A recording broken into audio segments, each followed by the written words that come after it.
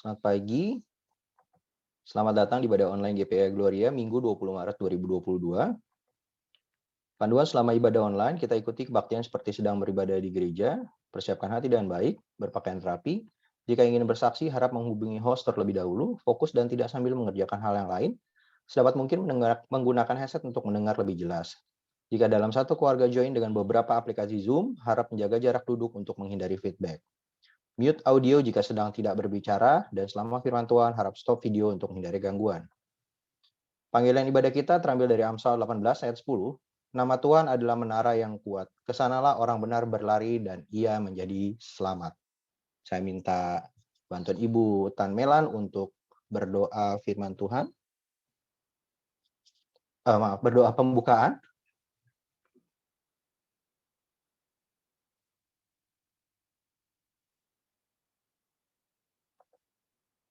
Ya udah. Halo. Ya, Chris? terdengar. Silakan. Ya, terdengar Tante. Silakan. Oke. Ya. Mari kita satu dalam doa. Bapa kami dalam surga, kami mengucap syukur, terima kasih Tuhan pada pagi hari yang indah ini Tuhan. Kami bersyukur Tuhan sepanjang malam Kau sudah beri kami istirahat Tuhan. Kami bersyukur dibangun pagi kami Tuhan dengan tubuh yang sehat dan tidak kurang satu apapun, ini semua anugerah-Mu Bapa. Kami bersyukur, terima kasih Tuhan buat penyertaan-Mu, pemeliharaanmu sepanjang malam ya Bapa. Engkau baik, sungguh baik, teramat baik, buat kasih setiamu, kebaikan-Mu luar biasa. Terpujilah namamu Bapa, terpuji nama Yesus, kami bersyukur dan bersyukur Tuhan. Engkau Allah yang kami sembah, Allah yang hidup Tuhan. Terima kasih Tuhan, terima kasih ya Bapa, kami memulai ibadah kami Tuhan. Ya Tuhan, biarlah Tuhan di hari ini Tuhan, biarlah Engkau rapi semua Tuhan, anak-anak-Mu Tuhan yang melayani Engkau Tuhan. Maupun Tuhan, maupun pujian, maupun penyembahan Tuhan, Engkau berkati mereka semua, bahkan yang membawakan firman-Mu ya Bapa. Sembunyikan hamba-Mu di belakang salib-Mu Tuhan. Kami percaya Tuhan, Engkau hadir di tengah-tengah kebaktian kami ini Tuhan, sekalipun kami ibadah online. Kami percaya Tuhan, Engkau melihat dan Engkau menghadiri kami ya Bapa. Terpujilah nama-Mu Tuhan, kami bersyukur dan terima kasih Tuhan, kami serahkan Tuhan ibadah kami pagi hari ini di dalam nama Tuhan Yesus Kristus, kami berdoa dan mengucap syukur. Haleluya. Amin.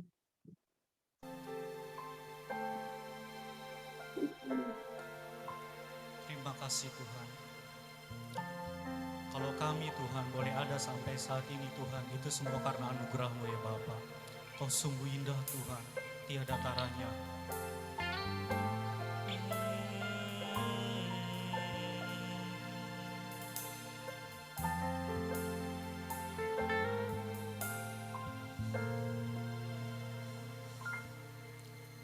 Kau sungguh indah tiada taranya,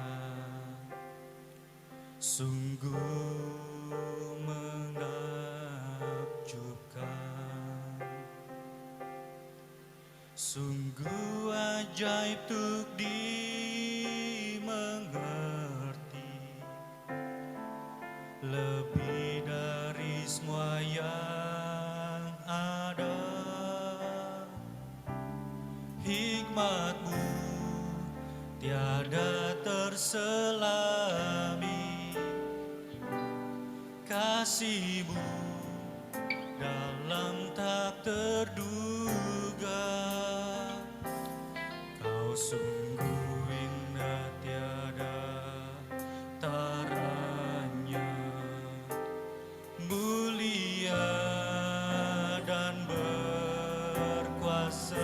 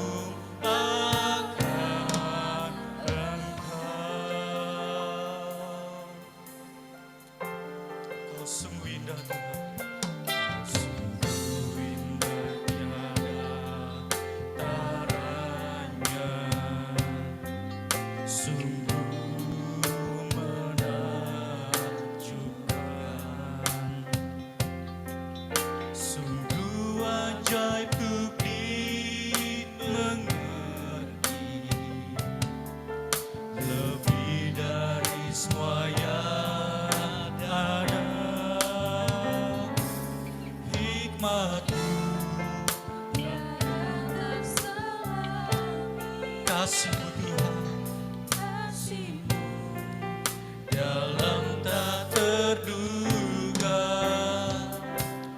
Kau sungguh indah tiada taranya, mulia dan berkuasa. Kagum hormat akan Engkau, kagum hormat akan Engkau, Kau Allah yang layak dipuji. Ku kagum akan Engkau, ku kagum hormat akan Engkau, kagum hormat akan Engkau, Kau Allah yang layak dipuji. Ku kagum akan Engkau, ku kagum hormat akan Engkau, hormat akan Engkau, Kau Allah yang layak dipuji. Ku kagum akan Engkau, ku kagum akan Engkau, oh ku kagum akan Engkau.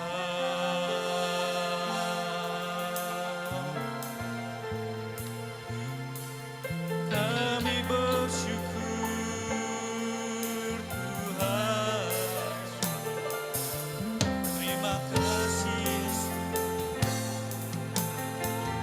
Kau Allah yang setia. Kami bersyukur Tuhan. Thank you Lord, thank you Jesus. Shalom. Apa kabar Bapak Ibu semua yang di rumah? Sungguh amat baik. Iya, saya dengar jawaban saudara. Mari kita masuk pujian kita. Yang pertama, masuk gerbangnya bersyukur.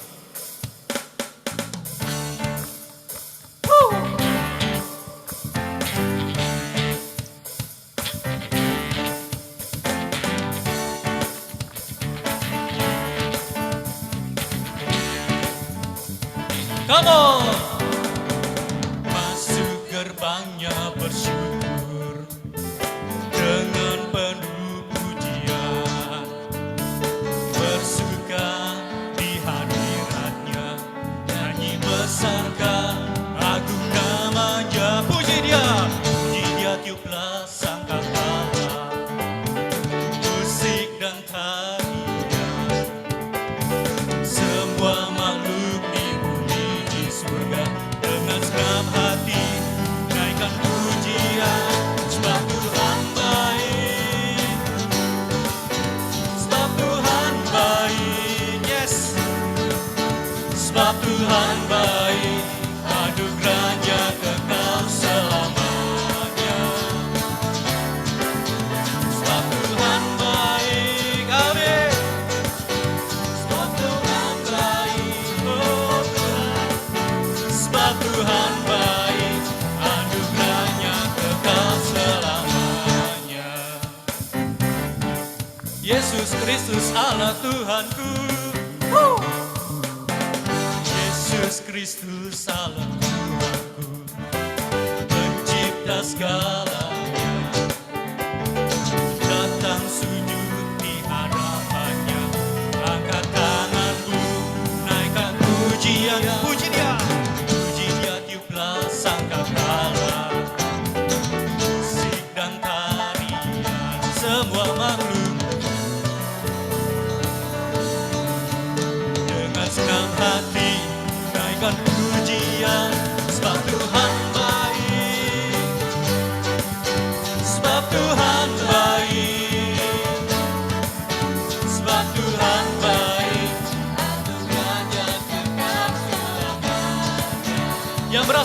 Tuhan baik, katakan. Yes, sebab Tuhan baik saudara. Oh, sebab Tuhan baik, anugerahnya kekal selamanya. Sekali lagi, sebab Tuhan baik. Sebab Tuhan baik. Sebab Tuhan baik, anugerahnya kekal selamanya. Sebab Tuhan baik, yes. Sebab Tuhan baik, oh sebab Tuhan baik, anugerahnya kekal selamanya. Sebab Tuhan baik, sebab Tuhan baik, sebab Tuhan baik, amin. Sebab Tuhan baik, anugerahnya kekal selamanya. Sebab Tuhan baik, sebab Tuhan baik, sebab Tuhan baik, anugerahnya kekal selamanya. Sebab Tuhan baik, sebab Tuhan baik, anugerahnya kekal selamanya.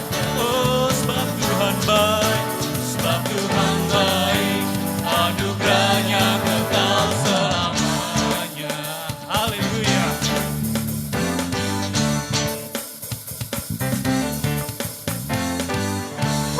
Haleluya, beri kemuliaan bagi nama Tuhan.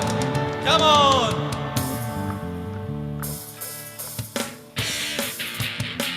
Yes. Kami hanya memuji satu Allah, namanya adalah Yesus Kristus. Saudara sepakat? Amin.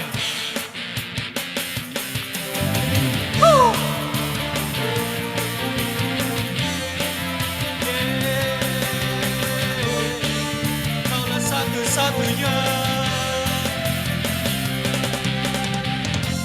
Kaulah satu-satunya.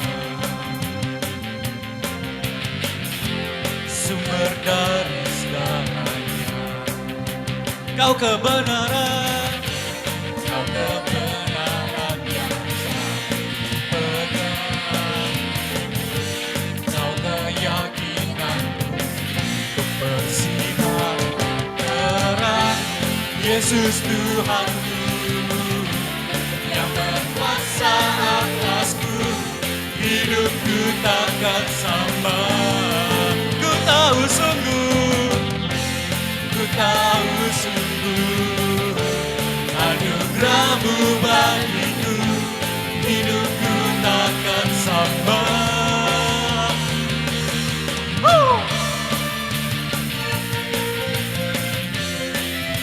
Serukan nama Yesus, Yesus, Yesus. Kaulah satu-satunya Tuhan. Kaulah satu-satunya, sumber dari segalanya. Kau kebenaran kami Tuhan.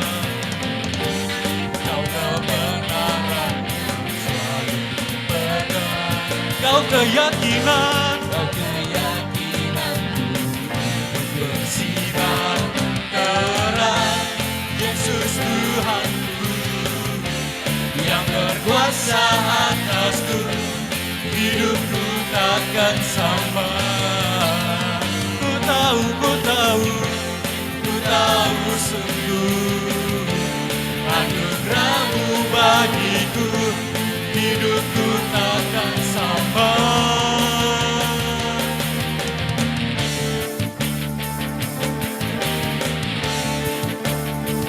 Kaulah Allah sang Tuhan.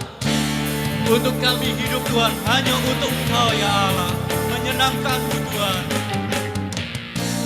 Kaulah alasan untuk ku hidup, hanya menyenangkan-Mu.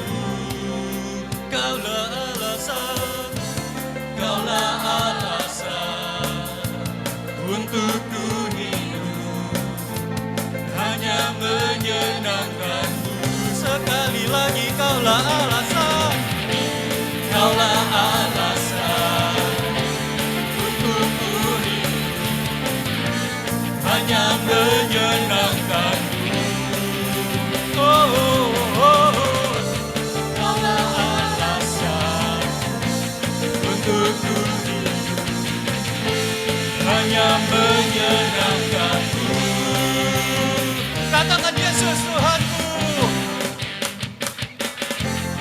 Yesus Tuhanku, yang berkuasa atasku, hidupku takkan sama.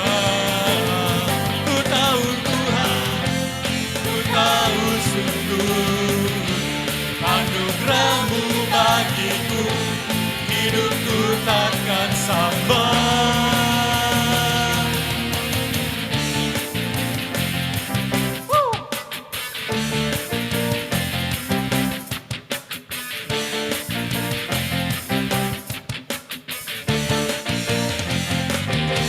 Haleluya. Puji nama Tuhan. Praise the Lord. Sebentar kita akan masuk ke dalam penyembahan. Mari kita siapkan hati kita, saudara. Kita tenangkan hati kita.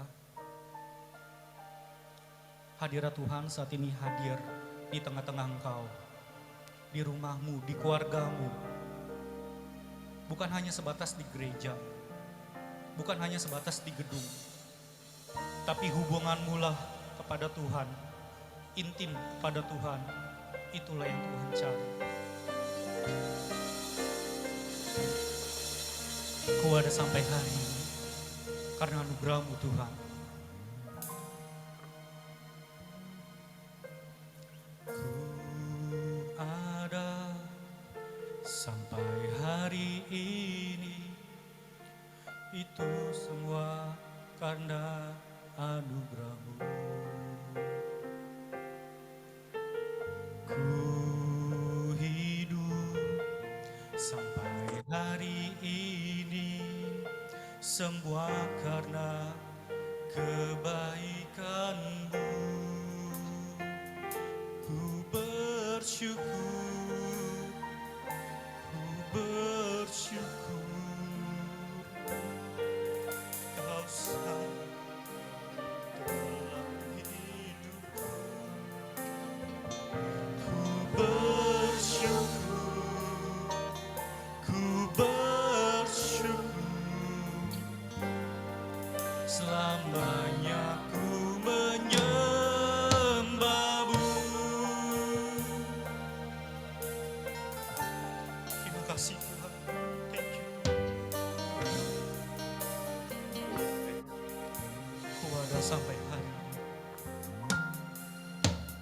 Ku ada sampai hari ini. Itu semua karena anugerah-Mu. Ku hidup sampai hari ini, semua karena kebaikan-Mu. Ku bersyukur, ku bersyukur. Yes. Nyanyian pujian kami Tuhan, syukur hanya bagi-Mu Yesus. Dalam hidupku, ku bersyukur, ku bersyukur. Selamanya ku menyembah-Mu. Ku bersyukur, ku bersyukur.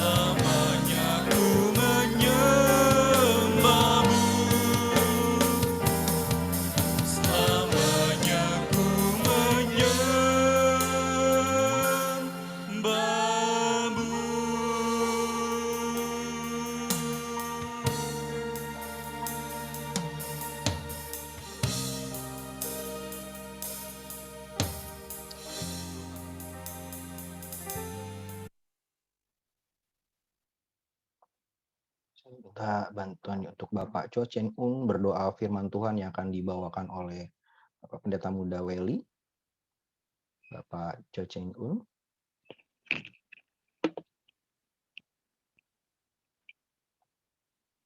Boleh di-unmute.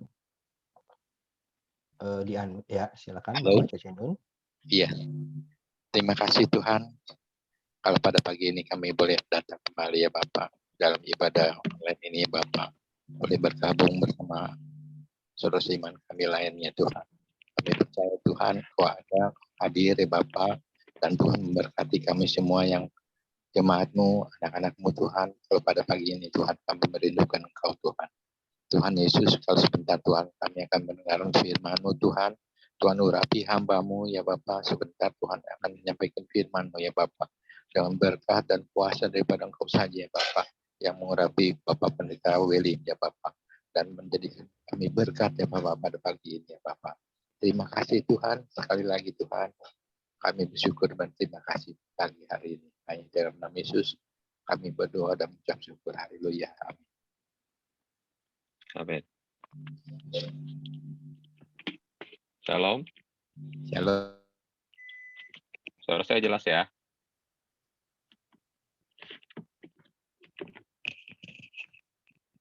Oke, baik. Di layar saya kok nggak kelihatan semuanya ya? Mesti digeser kok, kalau dengan handphone mesti digeser ke kanan. Oh iya, ya, oke. Ya, baik. Terima kasih buat kesempatan yang diberikan. Saya akan sharingkan firman Tuhan pagi hari ini mengenai ketopong keselamatan. Ya, jadi mengenai senjata Allah. Baik. Kita lihat dulu dalam Mazmur 144. Mazmur 144 ayat yang pertama. Saudara yang membawa Alkitab bisa membukanya. Mazmur 144 ayat yang pertama. Saya bacakan. Dari Daud, terpujilah Tuhan, gunung batuku, yang mengajar tanganku untuk bertempur dan jari-jariku untuk berperang. Ya. Sekali lagi dari Daud, terpujilah Tuhan, gunung batuku, yang mengajarkan tanganku untuk bertempur dan jari-jariku untuk berperang. Saudara, kita pasti tahu kisah Daud ya, minimal pernah mendengar. Dia adalah tokoh yang luar biasa di Alkitab, ya. Orang pilihan Tuhan. Nah, saudara, Daud ini orang yang punya banyak sekali pengalaman dalam berperang, ya. Terutama sejak dia diurapi oleh Tuhan menjadi raja, ya. Mulai dari dia bertempur melawan Goliat, ya. Kemudian dia menjadi tentara Saul. Ketika dia menjadi tentara Saul, saudara, dia diutus berperang ke banyak tempat, ya. Dan Alkitab bilang, kemanapun Saul mengutus dia, Tuhan selalu memberi kemenangan kepada Daud. Jadi berkali-kali ikut perang. Bahkan Alkitab berkata, ketika Daud kembali berperang, itu rakyat pada memuji, bernyanyi ya. Mereka bilang, Saul mengalahkan beribu-ribu, tapi Daud berlaksa-laksa. Artinya Daud lebih hebat gitu ya. Jadi perjalanan hidup Daud itu penuh dengan peperangan. Kemudian dia lari daripada Saul, saudara. Kemudian banyak orang-orang yang bergabung dengan dia saat dia lari itu, dan dia juga berperang ya melawan bangsa-bangsa di sekitar kemana dia pergi. Belum lagi ketika dia akhirnya menjadi raja, ya. Jadi Daud itu hidupnya penuh dengan peperangan. Dia sangat berpengalaman. Tapi saudara, dikatakan begini, dari Daud terpujilah Tuhan, kata pertamanya ya. Jadi ini kita belajar dari Daud. Sekalipun Daud hidupnya itu penuh dengan peperangan, tapi dia nggak komplain sama Tuhan.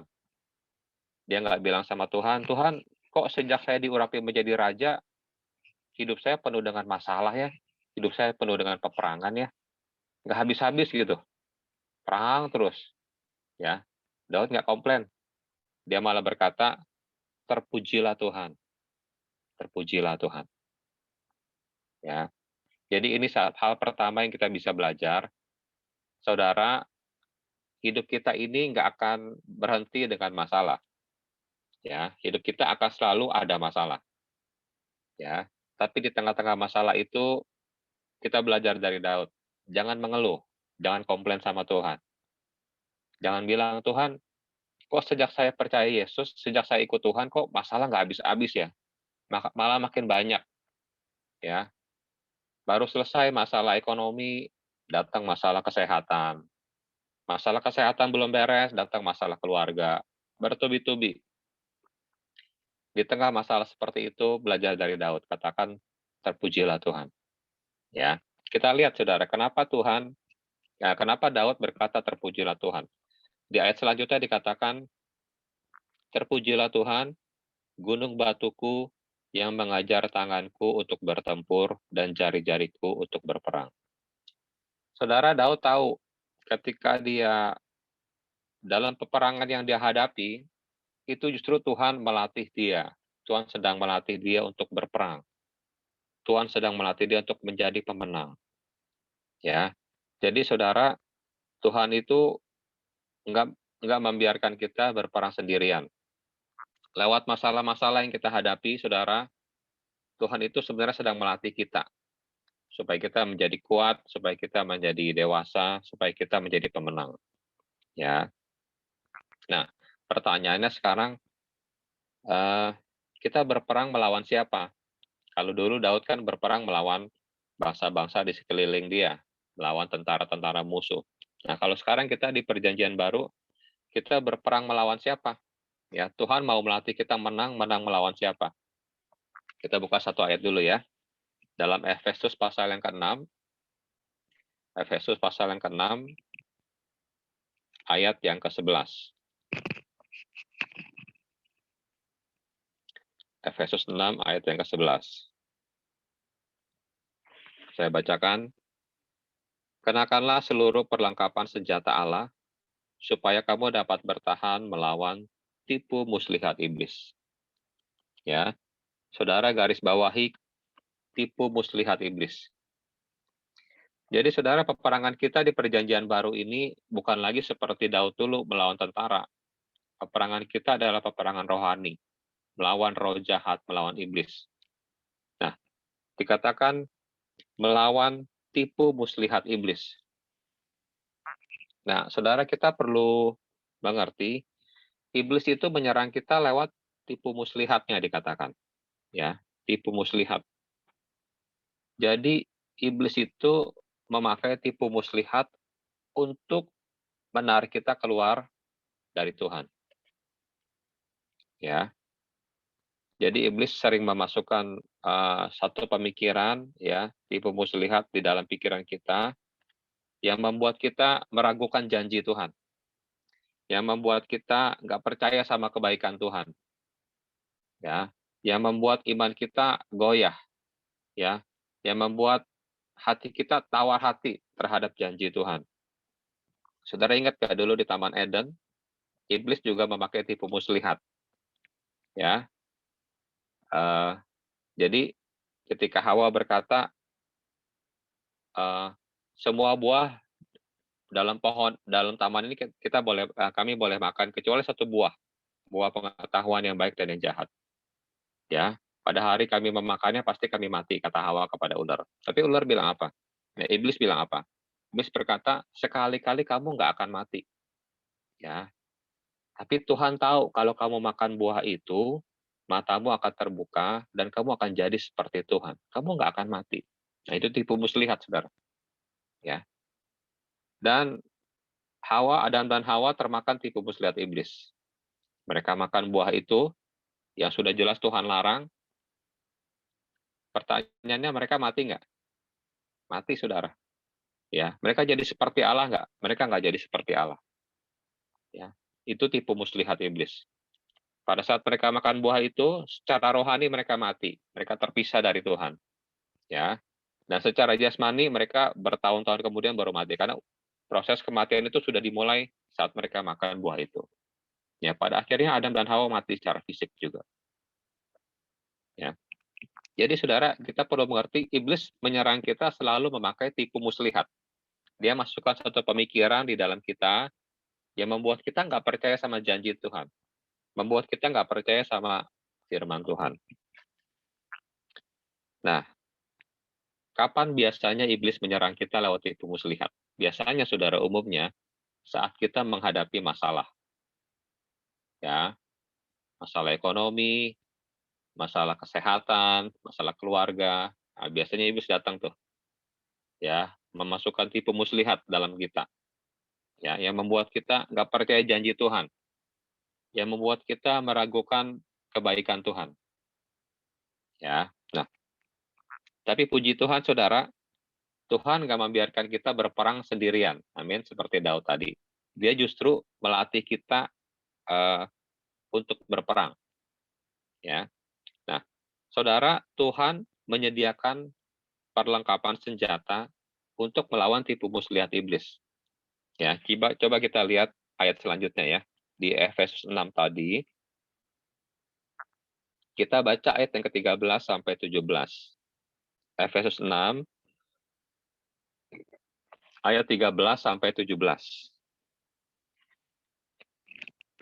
Saya bacakan. Sebab itu ambillah seluruh perlengkapan senjata Allah, supaya kamu dapat mengadakan perlawanan pada hari yang jahat itu, dan tetap berdiri. Sesudah kamu menyelesaikan segala sesuatu. Jadi berdirilah tegap. Nah, ini senjata Allah, saudara. Berikat pinggangkan kebenaran, dan berbaju jerahkan keadilan. Kakimu berkasutkan kerelaan untuk memberitakan Injil damai sejahtera. Dalam segala keadaan, pergunakanlah perisai iman. Sebab dengan perisai itu, kamu akan dapat memadamkan semua panah api dari si jahat. Dan terimalah ketopong keselamatan dan pedang roh, yaitu firman Allah. Saudara, saya ingin kita garis bawahi kata seluruh perlengkapan senjata Allah. Saudara, kata ini diulangi 2 kali. Tadi di ayat 11 juga dikatakan begitu ya. Kenakanlah seluruh perlengkapan senjata Allah. Jadi saudara, ini penting sekali. Ya, kita harus memakai senjata Allah itu seluruhnya komplit. Ya, nggak bisa sebagian-sebagian. Itu kan banyak tuh ya. Ada baju jirah, keadilan, ikat pinggang kebenaran, dan seterusnya. Ya, firman Tuhan bilang, pakailah, ambillah seluruh perlengkapan senjata Allah. Artinya semuanya. Ya, ini sangat penting. Jadi senjata Allah itu kita harus pakai lengkap. Ya, nggak boleh sebagian-sebagian. Mungkin kita berpikir, saya cuma mau pakai perisai iman aja. Atau pakai pedang roh aja, udah cukup. Enggak, saudara. Semuanya kita harus pakai dengan lengkap. Karena firman Tuhan bilang seperti itu. Ya, malah diulang sampai 2 kali. Ya. Nah, saya nggak akan bahas seluruh perlengkapan senjata ini satu persatu, ya, karena akan panjang sekali. Tapi saya akan bahas satu hal saja dari perlengkapan senjata Allah ini, yaitu ketopong keselamatan. Ya, ketopong keselamatan. Nanti kita akan lihat contohnya ya. Kalau kita nggak pakai senjata Allah itu dengan lengkap, cuman kurang satu aja, ya, akibatnya apa, saudara? Bisa bahaya, ya. Jadi ketopong keselamatan. Saudara, ketopong itu tahu ya, itu topi dari baja, ya, topi baja, ya, sekaligus juga menutup kepala dan muka, ya, yang terbuat dari besi, baja atau besi. Tujuannya buat melindungi kepala kita dari serangan musuh. Ya, kalau saudara lihat di film-film ya, di zaman Daud dulu, ketopong keselamatan itu dari besi ya, dia tutup kepala, muka, dan kepala kita. Ya, tujuannya supaya ya melindungi kepala kita dari serangan musuh. Karena kalau kepala kita kena serang karena senjata itu fatal sekali akibatnya ya, jadi dilindungi. Nah, itu ketopong keselamatan pada zaman Daud, pada zaman dulu. Nah, pada zaman kita, di perjanjian baru, ketopong keselamatan ini punya arti yang rohani tentu ya, bukan kita secara fisik pakai topi besi seperti tentara gitu, enggak, saudara ya. Tapi ketopong keselamatan itu artinya adalah cara kita berpikir tentang suatu hal dari sudut pandang Tuhan. Ya, Jadi ketopong keselamatan itu secara rohani artinya cara kita berpikir terhadap suatu hal sesuai dengan sudut pandang Tuhan. Gitu, ya. Jadi cara berpikir yang sesuai maunya Tuhan. Tujuannya apa? Ketopong keselamatan itu tujuannya untuk melindungi pikiran kita. Karena pikiran kita ada di kepala kan. Melindungi pikiran kita dari tipu muslihat iblis tadi. Ya, makanya kita harus pakai ketopong keselamatan. Nah, kita mau lihat saudara contohnya gitu ya. Kalau kita nggak pakai ketopong keselamatan, cara berpikir yang benar, cara berpikir seperti Tuhan. Kita buka dalam 2 Raja-Raja 5, 2 Raja-Raja pasal yang ke-5,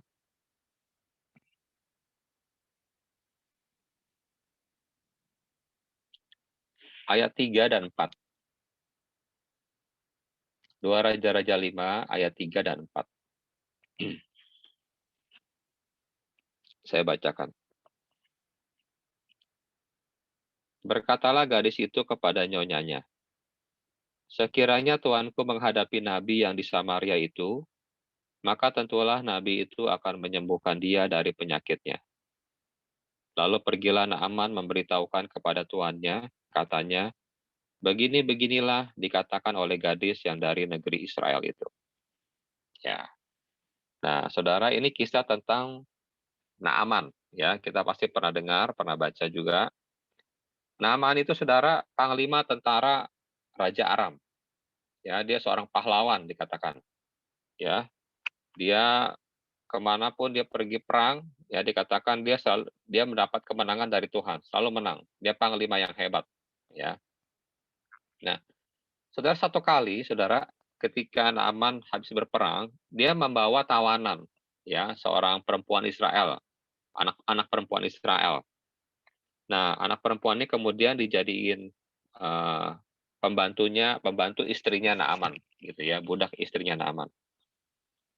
Nah, satu hari, saudara, anak perempuan ini berkata, Nyonya, kepada nyonyanya ya, seandainya Tuan Naaman itu pergi ke Samaria, ke nabi yang di Samaria, ke nabi Elisa, dia pasti disembuhkan. Dia pasti sembuh dari kustanya. Ya, saudara, gadis perempuan, anak gadis ini luar biasa imannya loh, saudara ya. Dia tuh posisinya sebagai tawanan, sebagai budak. Tapi imannya kepada Tuhan tetap teguh, tetap kuat ya. Dia nggak mengeluh, dia tetap percaya kepada Tuhan. Dia bilang, Tuhan itu bisa menyembuhkan Naaman. Ya, walaupun dia sebagai tawanan saat itu. Tapi imannya tetap kuat, luar biasa, saudara. Nah, intinya, saudara, singkat cerita, Naaman dengar itu, dia percaya. Dia pengen pergi ke Samaria, dia pengen disembuhkan. Saat itu, sakit kusta itu belum ada obatnya, saudara. Ya, jadi ini peperangan, ini masalah yang dihadapi oleh Naaman. Ya, bukan perang lawan tentara, tapi lawan masalah, gitu ya. Masalah penyakit, masalah kesehatan. Jadi dia pergi ke Samaria kepada Nabi Elisa. Ya. Nah, kita lihat, saudara ya, apa yang terjadi ketika dia pergi kepada Nabi Elisa. Kita baca ayat selanjutnya. 2 Raja-Raja 5 tadi, kita baca ayat 11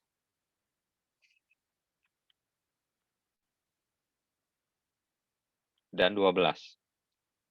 2 Raja-Raja 5 ayat 11 dan 12. Saya bacakan. Tetapi pergilah Naaman dengan gusar sambil berkata, aku sangka bahwa setidak-tidaknya ia datang keluar dan berdiri memanggil nama Tuhan Allahnya. Lalu menggerak-gerakkan tangannya di atas tempat penyakit itu, dan dengan demikian menyembuhkan penyakit kustaku. Bukankah Abana dan Parpar, sungai-sungai Damsik, lebih baik dari segala sungai di Israel? Bukankah aku dapat mandi di sana dan menjadi tahir? Kemudian berparinglah ia dan pergi dengan panas hati. Ya, saudara, garis bawahi kata aku sangka. Ya, saya ulangi di kalimat pertama ya, tetapi pergilah Naaman dengan gusar sambil berkata, aku sangka.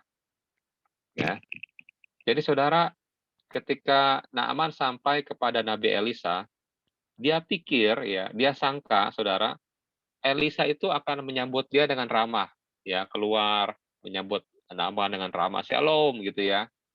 Lalu mungkin menyalami Naaman, ya. Kemudian Naaman menceritakan masalahnya, dia sakit kusta, ya. Kemudian Elisa tumpang tangan mendoakan Naaman dan Naaman sembuh. Dalam pikiran Naaman seperti itu, ya. Dia sangka, ya. Tapi ternyata nggak demikian, saudara. Elisa nggak menemui Naaman, nggak keluar, ya. Tapi Elisa cuma nyuruh pembantunya, namanya Gehasi, ya. Cuma nyuruh pembantunya ketemu Naaman dan bilang, kamu mandi di Sungai Yordan 7 kali, kamu akan sembuh. Cuman gitu doang, saudara. Ya. Dan Naaman menjadi kesel, jadi gusar dikatakan. Dia panas hati, dia marah, dia tersinggung, saudara.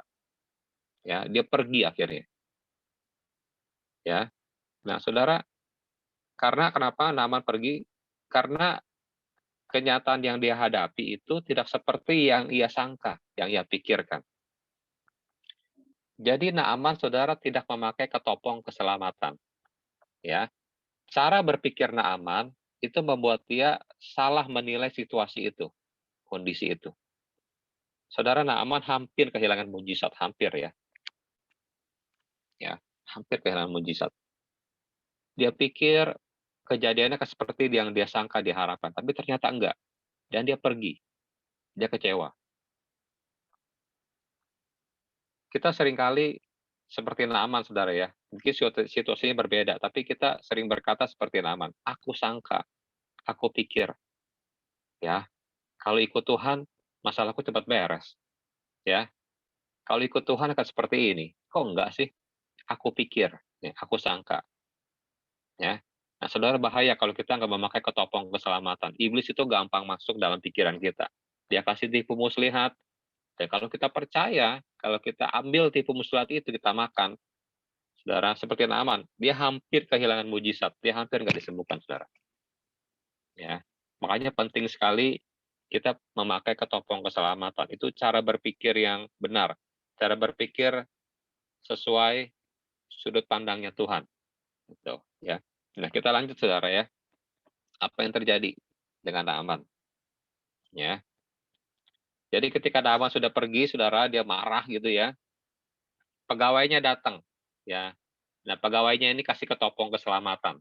Cara berpikir yang benar ya. Kita baca 2 Raja-Raja tadi, ayat selanjutnya ayat 13. 2 Raja-Raja 5 ayat 13. Tetapi pegawai-pegawainya datang mendekat serta berkata kepadanya, Bapak, seandainya nabi itu menyuruh perkara yang sukar kepadamu, bukankah Bapak akan melakukannya? Apalagi sekarang, ia hanya berkata kepadamu, mandilah, dan engkau akan menjadi tahir. Ya, saudara, ketika Naaman sudah jalan, saudara, pegawainya deketin dia. Dikatakan ya, Pak, kalau nabi itu menyuruh Bapak melakukan sesuatu yang lebih sulit, ya, Bapak akan lakukan juga kan? Ya, apalagi ini, gampang, ya cuma disuruh mandi di Sungai Yordan 7 kali, sembuh. Gampang, nggak susah. Gitu kan? Kenapa Bapak nggak mau melakukannya? Gitu kan? Nah, Naaman mulai sadar, saudara. Naaman mulai sadar.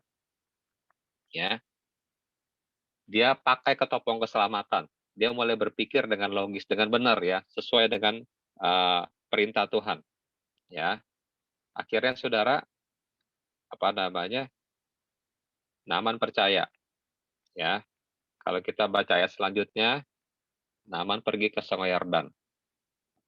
Ya, dia mandi 7 kali di situ, dia mencelupkan dirinya 7 kali, dan dia menjadi sembuh. Dia menjadi sembuh. Nah, saudara, kita belajar dari Naaman ya. Kalau kita nggak pakai satu aja senjata Allah dengan lengkap, misalnya ketopong keselamatan, kita akan mudah sekali termakan tipu muslihat iblis. Ya, jangan sampai kita kehilangan berkat Tuhan, ya, karena kita nggak mengenakan senjata Allah dengan lengkap. ya, nggak mengenakan ketopong keselamatan, ya. Nah, belajar saudara. Selama ini kita suka berkata seperti Naaman ya, aku sangka, ya. Padahal itu belum tentu benar, ya. Tuhan bisa menolong kita dengan banyak cara, ya kan? Naaman pikir cara Tuhan menolong dia itu cuman berdoa tupang tangan, ya. Nggak selalu seperti itu, saudara. Kita nggak bisa ngatur Tuhan. Tuhan mau menolong kita dengan cara apa itu terserah Tuhan. Kita nggak bisa ngatur, ya. Bagian kita, ya, yang kita perlu lakukan adalah percaya saja dan taati apa yang Tuhan perintahkan. Itu saja, saudara. Jangan tanya kenapa sih mesti jalannya seperti ini, ya. Kenapa mesti seperti itu? Jangan, saudara. Tuhan punya rencana yang terbaik. Dia tahu apa yang terbaik yang buat hidup kita. Ya, lakukan saja bagian kita percaya dan taat. Ya, pakai ketopong keselamatan. Nah, kita lanjut ya. Ketopong keselamatan itu kan tadi saya sudah sampaikan, itu cara berpikir kita. Cara berpikir yang benar sesuai kehendak Tuhan. Ya, saya temukan minimal ada 3, ya. Bagaimana anak Tuhan seharusnya berpikir, ya. Pikiran kita tuh harusnya seperti apa, gitu ya. Minimal ada 3. Kita baca yang pertama, itu dalam Filipi 2,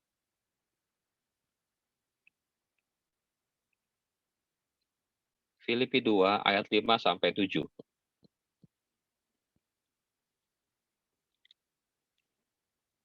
Filipi 2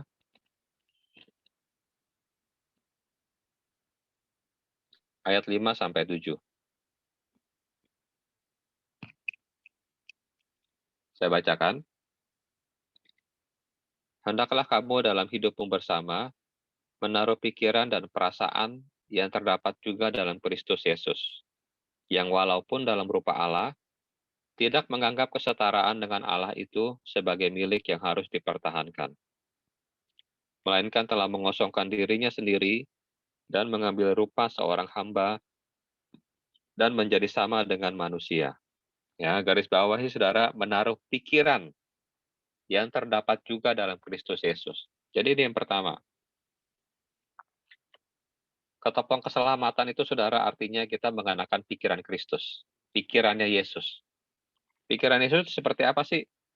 Yaitu pikiran yang rela melepaskan hak atau jabatan untuk merendahkan diri di hadapan Tuhan.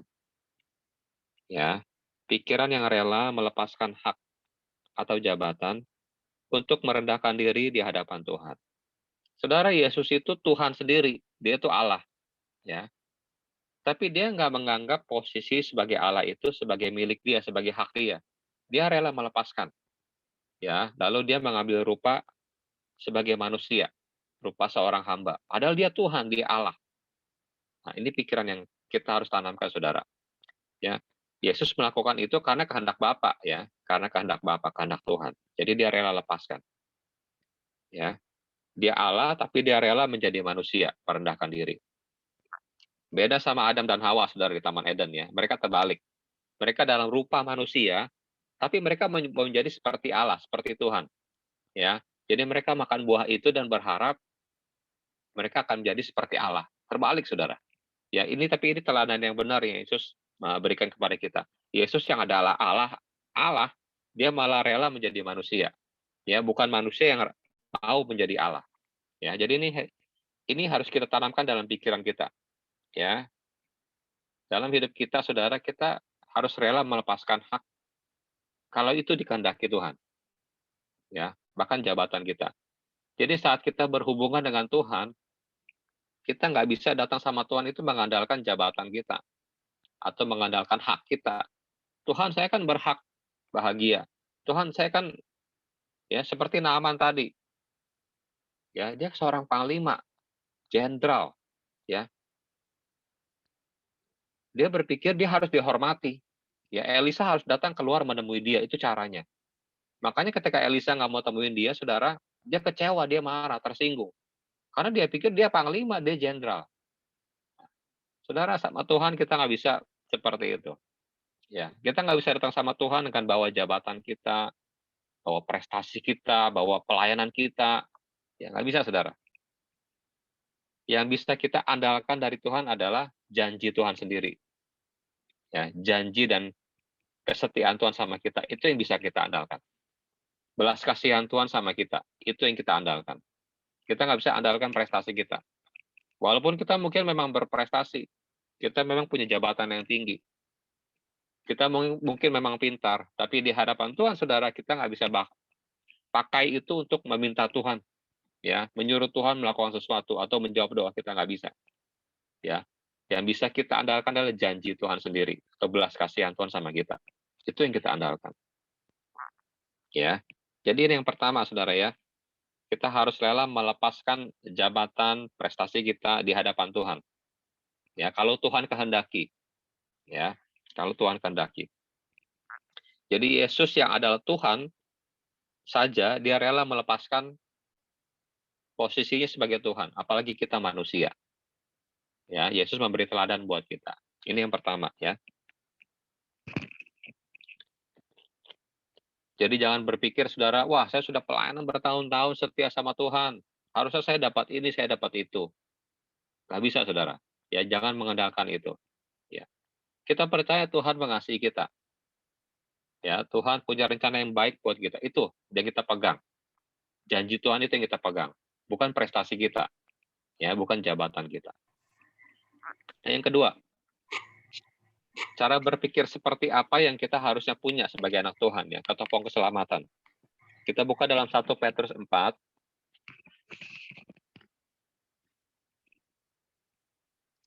1 Petrus 4 ayat 1 dan 2.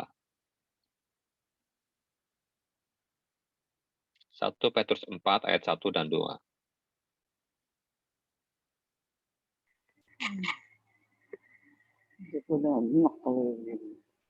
Baik, saya bacakan 1 Petrus 4 ayat 1 dan 2. Jadi, karena Kristus telah menderita penderitaan badani, kamu pun harus juga mempersenjatai dirimu dengan pikiran yang demikian. Karena barang siapa telah menderita penderitaan badani, ia telah berhenti berbuat dosa. Supaya waktu yang sisa, jangan kamu pergunakan menurut keinginan manusia, tetapi menurut kehendak Allah. Nah, ini pikiran yang kedua, saudara, yang harusnya kita anak Tuhan punya. Yaitu pikiran yang rela menderita karena Yesus. Pikiran yang rela menderita karena Yesus. Ya, dikatakan Kristus telah menderita penderitaan badani. Kita juga harus mempersenjatai pikiran kita dengan pikiran yang demikian. Ya. Jadi pikiran yang rela menderita karena Yesus. Saudara, Yesus sudah menderita karena dosa-dosa kita. Ya. Jadi kita harus berpikir, saya pun rela menderita karena Yesus. Ya, menderita karena apa, saudara? Menderita karena menolak dosa. Menderita karena menolak dosa. Ya, menderita karena nama Yesus. Menderita karena kehendak Tuhan. Ya. Jadi saudara, sebagai anak Tuhan, kita hidup taat, ya, dengan perintah Tuhan. Jadi kita ketika dosa itu datang menawarkan dosa dalam hidup kita, kadang-kadang waktu kita menolak, kita menderita. Ya, daging kita menderita. Tapi itu kita harus rela lakukan, saudara. Kita harus persenjatai diri kita dengan pikiran yang demikian. Jadi karena Yesus sudah menderita karena dosa saya pun harus rela menderita karena Yesus. Ya, yaitu menderita karena menolak dosa, supaya pengorbanan Yesus nggak sia-sia. Ya, jadi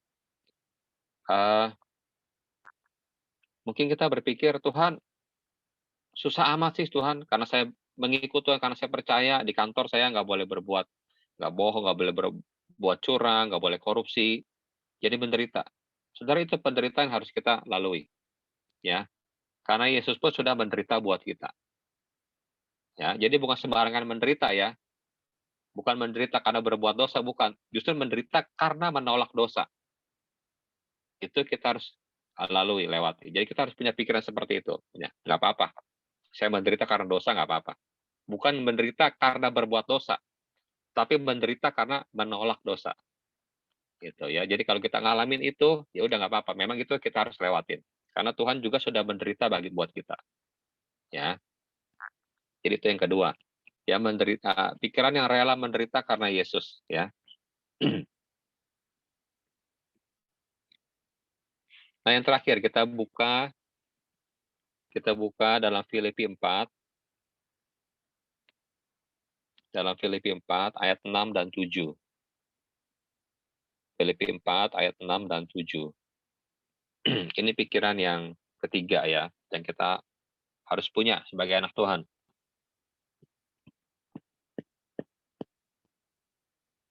Filipi 4 ayat 6 dan 7. Janganlah hendaknya kamu khawatir tentang apapun juga, tetapi nyatakanlah dalam segala hal keinginanmu kepada Allah, dalam doa dan permohonan dengan ucapan syukur.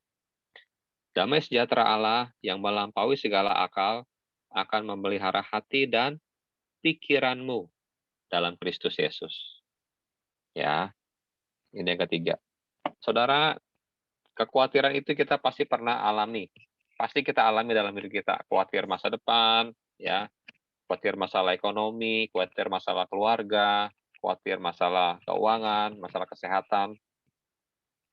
Saudara dikatakan gini, kalau kita khawatir, ya, firman Tuhan bilang, nyatakan kepada Allah segala kekhawatiran kita. Ya, janganlah hendaknya kamu khawatir, ya, tapi nyatakan kepada Tuhan dalam doa dan permohonan dengan ucapan syukur.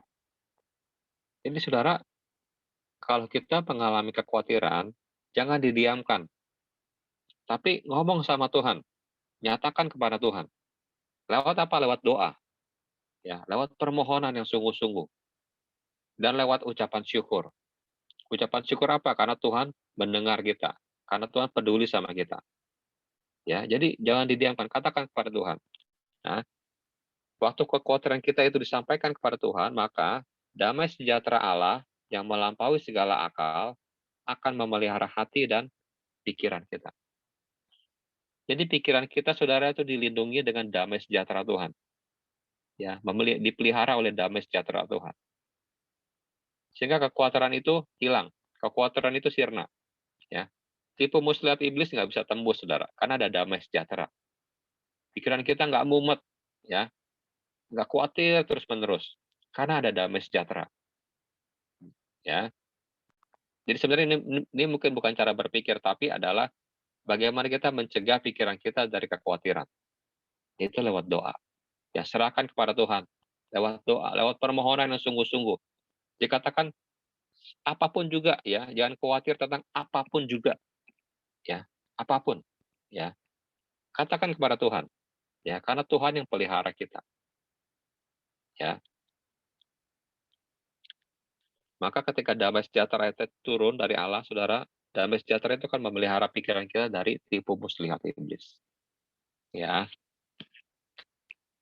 Baik, saudara, jadi itu yang saya ingin sampaikan, sharingkan kepada kita semua pagi hari ini mengenai ketopong keselamatan, ya. Jadi saya ringkas lagi. Yang pertama, kalau hidup kita banyak masalah, saudara, peperangan, jangan komplain, tapi bersyukur sama Tuhan. Bilang, terpujilah Tuhan. Ya, karena Tuhan sedang melatih kita untuk berperang. Tuhan sedang melatih kita untuk menjadi pemenang. Ya, saudara, seorang pemenang itu harus perang dulu, harus bertanding dulu. Ya, kalau nggak bertanding nggak bisa menang, saudara, ya. Lalu ya pakai senjata Allah dengan komplit, seluruhnya pakai. Ya, salah satunya adalah ketopong keselamatan, yaitu cara berpikir kita terhadap sesuatu, cara berpikir yang sesuai dengan firman Tuhan. Ya. Dan tadi cara berpikir anak Tuhan harus ada 3 ya minimal ya. Pertama, pikiran yang rela, pikiran yang rela melepaskan hak atau jabatan karena kehendak Tuhan. Ya. Kedua, pikiran yang rela menderita karena Yesus. Ya. Kemudian ungkapkan kekhawatiran kita lewat doa supaya damai sejahtera Allah itu turun memelihara pikiran kita. Ya.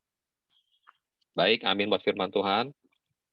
Saya berdoa biar ini jadi berkat bagi kita semua.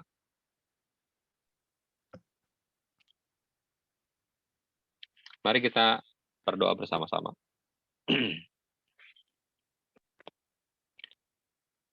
Bapa di surga, Tuhan Yesus, terima kasih untuk firman-Mu Tuhan, terima kasih. Terima kasih Tuhan Yesus, Kau mengajar kami pagi hari ini, bahwa Engkau sedang melatih kami untuk berperang Tuhan. Masalah-masalah yang kami hadapi Tuhan Yesus, Engkau bisa pakai untuk melatih kami menjadi seorang pemenang, menjadi lebih kuat, menjadi lebih dewasa. Terima kasih Tuhan Yesus, terima kasih untuk firman-Mu. Berkati setiap jemaat-Mu Tuhan, yang ibadah pagi hari ini, lewat Zoom. Tuhan Kau yang tahu setiap pergumulan, setiap kekhawatiran yang mereka hadapi saat ini. Tuhan Yesus, kami berdoa, biar kira damai sejahtera-Mu turun ya Tuhan, memelihara hati dan pikiran kami. Kami mau pakai Tuhan Yesus ketopong keselamatan yang Kau berikan Tuhan.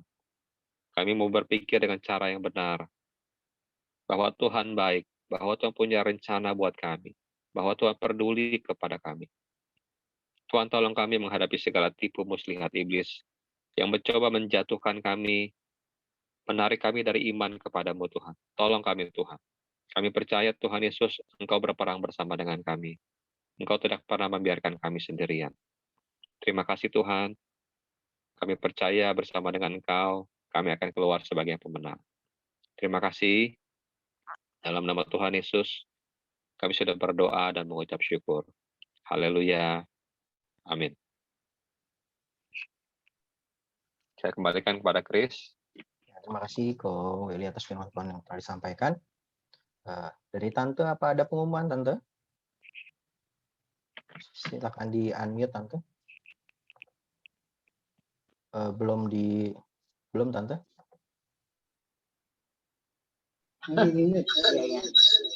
Ya, pertama saya mengucapkan terima kasih kepada Bapak Welly yang sudah menjadi berkat buat kami semua jemaat GPI Gloria. Biar Tuhan pakai Welly lebih lagi, ya hikmat marifat turun atas hambanya Bapak Welly. Terima kasih ya Tuhan, berkati Bapak Welly dan keluarganya. Terima kasih. Ya, sama. Ada apa lagi ya? Ya, kita berdoa supaya bulan depan, bulan April, kita akan mengadakan ibadah secara tatap muka. Itu kita dukung dalam doa, ya, supaya nggak ada halangan apa-apa dan berjalan dengan baik, biar nama Tuhan dipermuliakan. Terima kasih, itu aja, Chris. Baik Tante, terima kasih atas pengumumannya. Kalau dari saya, berarti minggu depan masih ibadah Zoom kita. Kemudian saya juga akan mengadakan Zoom meeting, mengundang beberapa pengerja untuk kita persiapan ibadah tatap muka kita. Seperti itu. Untuk jadwal Zoom meeting serta linknya akan saya sampaikan menyusul. Tuh. Mungkin demikian dari saya. Ada hal lain mungkin Ci Jenny atau Ci Heni?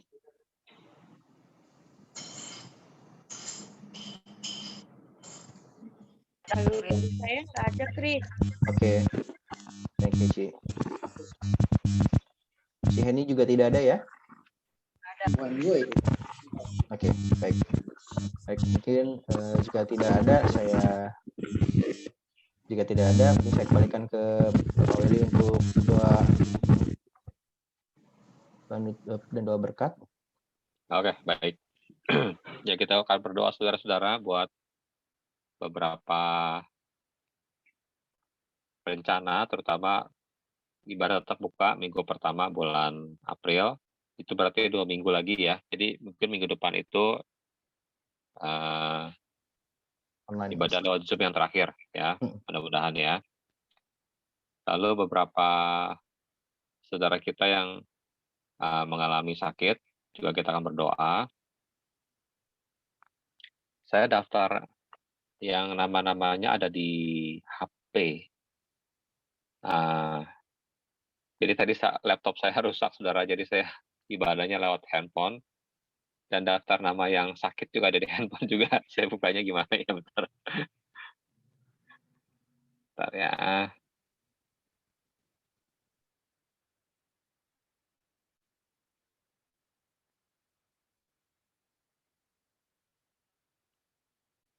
Ya, baik.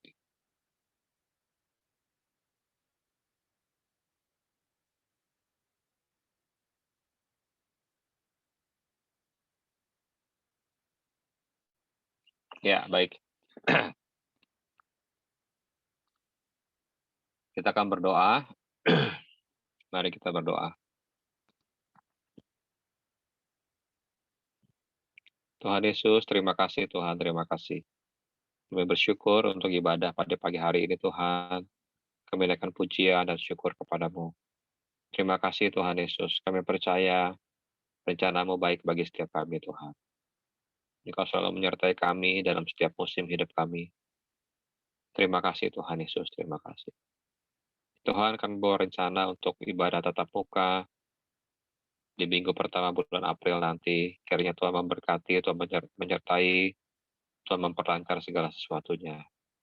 Terima kasih Tuhan Yesus. Kami juga berdoa buat saudara-saudara kami yang sedang sakit saat ini, buat Bapak Ko Acit, Bapak Johan, juga buat Bapak Yudi, adik dari Tante Melan, Tan Melan, yang sedang di rumah sakit. Kami berdoa Tuhan Yesus, kiranya Engkau mengeluarkan tangan-Mu, Engkau jamah, Engkau menyembuhkan saudara-saudara kami ini Tuhan, dari segala penyakit mereka. Dalam nama Yesus, biarlah kiranya bilur-bilur-Mu menyembuhkan. Terima kasih Tuhan Yesus, terima kasih. Beri damai sejahtera, jauhkan segala kekhawatiran dari hati dan pikiran mereka Tuhan. Terima kasih Tuhan Yesus, terima kasih. Berkati setiap umat-Mu yang beribadah pagi hari ini. Tuhan sertai, Tuhan limpahkan berkat dan damai sejahtera senantiasa.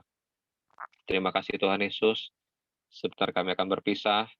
Kami percaya Engkau selalu menyertai kami. Terima kasih. Mari kita angkat tangan kita kepada Tuhan.